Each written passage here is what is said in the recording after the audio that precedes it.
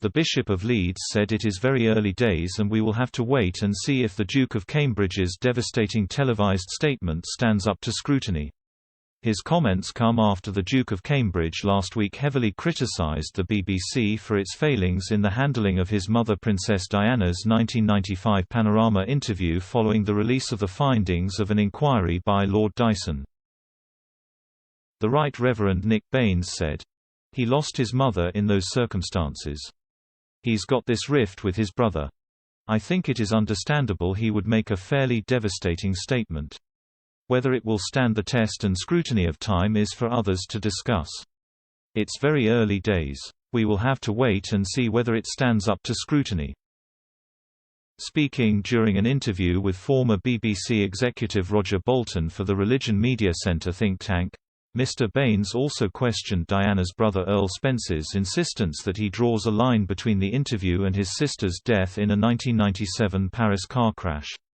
He said, "What role the Bashir interview played, I think, is questionable. I don't mean that it was of no account. It's just that there's a question over what actual role it played in the destruction that followed." The bishop also hit out at the BBC's internal investigation into the circumstances surrounding Diana's interview in 1996. He said, "I actually found it impossible to decide whether there was intention in protecting the institution or whether it was incompetence." A furious William issued a strong statement last Thursday after an inquiry by Lord Dyson found the BBC covered up deceitful behaviour used by journalist Martin Bashir to secure his bombshell interview. The Duke said, "It is my view that the deceitful way the interview was obtained substantially influenced what my mother said. The interview was a major contribution to making my parents' relationship worse and has since hurt countless others. It brings indescribable sadness to know that the BBC's failures contributed significantly to her fear, paranoia and isolation that I remember from those final years with her. But what saddens me most is that if the BBC had properly investigated the complaints and concerns first raised in 1995, my mother would have known that she had been deceived. She was failed not just by a rogue reporter, but by leaders at the BBC who looked the other way rather than asking the tough questions." Calling for the interview never to be aired again, William added, "It is my firm view that this Panorama program holds no legitimacy and should never be aired again. It effectively established a false narrative which, for over a quarter of a century, has been commercialized by the BBC and others. This settled narrative now needs to be addressed by the BBC and anyone else who has written or intends to write about these events."